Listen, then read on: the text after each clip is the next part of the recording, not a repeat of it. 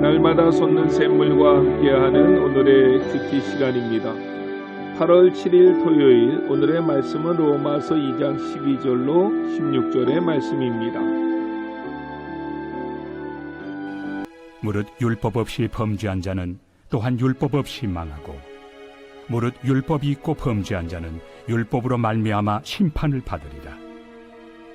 하나님 앞에서는 율법을 듣는 자가 의인이 아니요 오직 율법을 행하는 자라야 의롭다 하심을 얻으리니 율법 없는 이방인이 본성으로 율법의 일을 행할 때에는 이 사람은 율법이 없어도 자기가 자기에게 율법이 되나니 이런 이들은 그 양심이 증거가 되어 그 생각들이 서로 혹은 고발하며 혹은 변명하여 그 마음에 새긴 율법의 행위를 나타내느니라.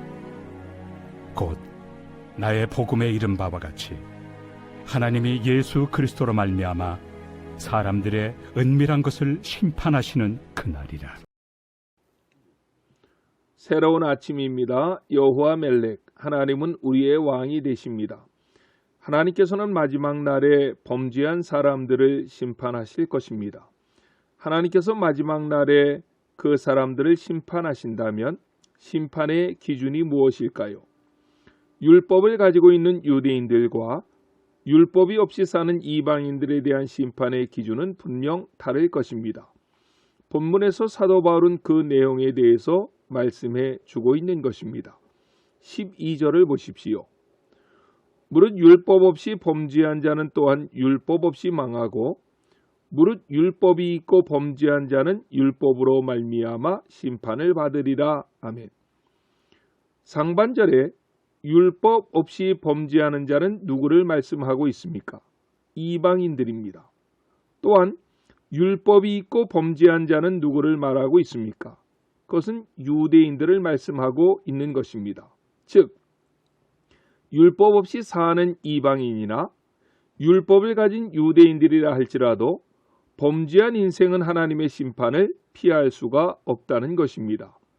그래서 시브리서 저자는 시브리서 9장 27절에서 한 번 죽는 것은 사람에게 정하신 것이요 그 후에는 심판이 있으리라고 말씀했습니다. 그렇다면 그 심판의 날에 하나님께서 가지고 계시는 그 심판의 기준은 무엇입니까? 13절은 율법을 가진 유대인들을 향한 심판의 기준을 말씀하고 있다면 14절로 15절에서는 율법 없이 사는 이방인들을 향한 심판의 기준에 대해서 말씀하고 있는 것입니다. 먼저 유대인을 향한 심판의 기준입니다. 12절 하반절에서는 유대인들을 향한 심판의 기준에 대해 큰 그림으로서 이렇게 말씀하십니다. 무릇 율법이 있고 범죄한 자는 율법으로 말미암아 심판을 받으리라고 말입니다. 그런 다음 13절 말씀에서는 그 내용을 좀 더 구체적으로 자세히 설명하고 있습니다. 13절입니다.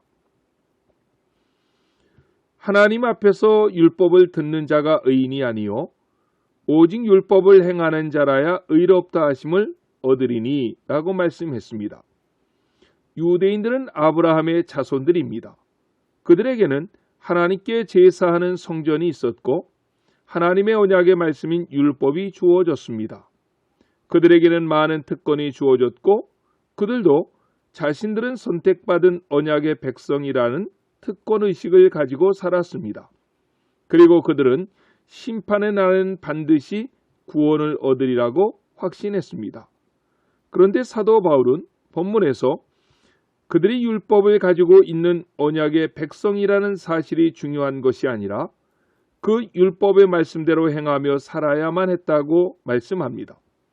율법을 받았음에도 불구하고 율법의 말씀대로 행하지 않을 때 도리어 더 크고 무서운 심판을 받을 수밖에 없다고 여러 차례 말씀하고 있는 것입니다.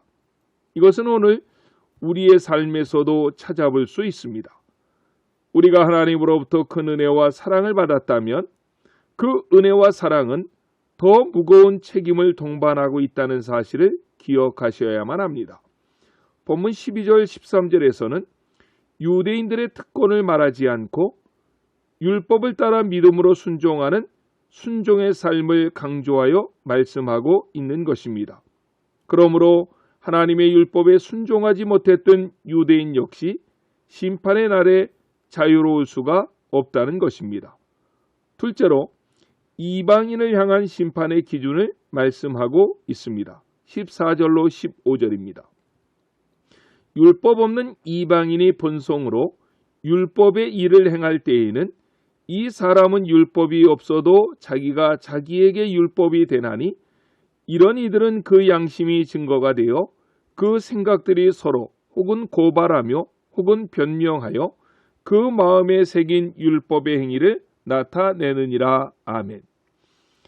조금은 그 내용이 복잡한 것 같지만 간략하게 설명하면 그들의 양심이 심판의 날에 하나님의 판단의 근거가 될 수 있다는 것입니다.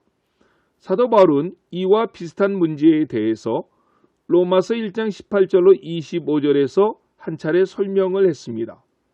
인간이 범죄함으로 하나님과의 관계, 인간과 자연의 관계를 단절시켜가며 더러운 욕망대로 살았기에 하나님의 심판은 반드시 있어야만 하는데 그 심판의 때에 이방인들은 핑계할 수가 없다는 것입니다.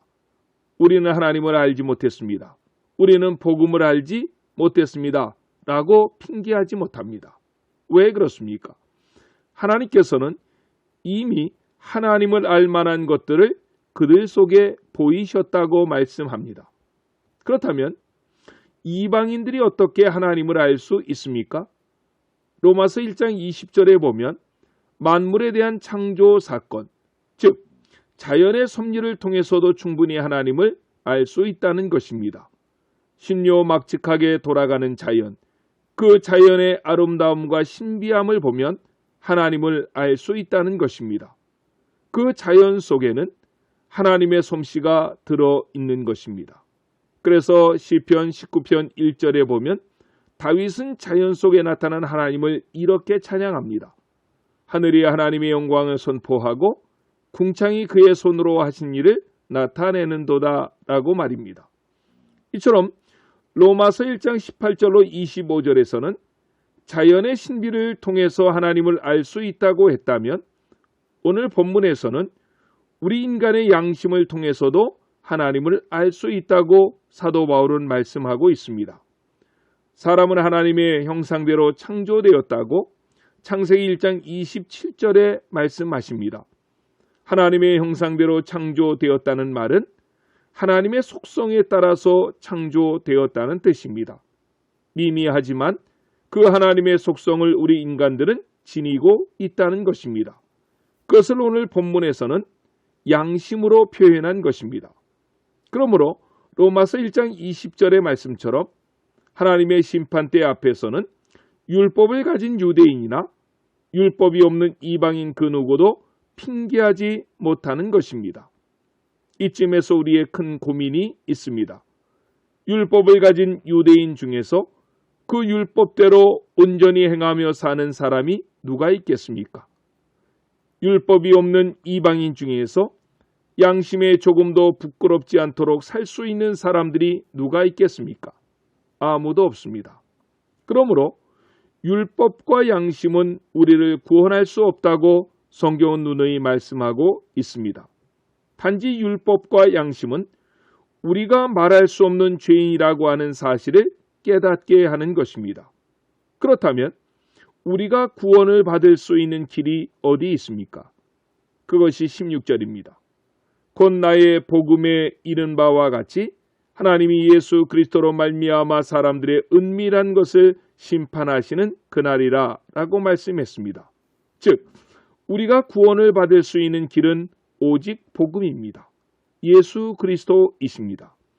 예수 그리스도 그분을 통해서만이 유대인이나 이방이나 할 것 없이 구원에 이를 수 있다는 것입니다. 예수님을 믿을 때에 그리스도 예수의 구속의 은혜가 우리에게 임하는 것이며 보내주신 성령님을 의지하여 하나님의 말씀에 순종하는 새 생명의 삶을 살 수가 있게 되는 것입니다. 오늘 하루도 예수님의 십자가 은혜를 기억하며 보내주신 성령님의 능력을 힘입어서 말씀에 순종하는 복된 삶을 살아가시는 안천의 모든 성도님들이 되시기를 예수님의 이름으로 간절히 축원합니다. 아멘. 주기도로 예배를 마치고 오늘도 우리에게 주신 말씀을 붙잡고 하나님 앞에서 간절히 기도하시겠습니다.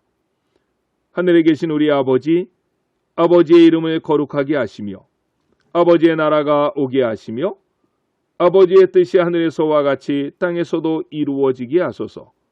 오늘 우리에게 일용할 양식을 주시고 우리가 우리에게 잘못한 사람을 용서하여 준 것 같이 우리 죄를 용서하여 주시고 우리를 시험에 빠지지 않게 하시고 악에서 구하소서. 나라와 권능과 영광이 영원히 아버지의 것입니다. 아멘.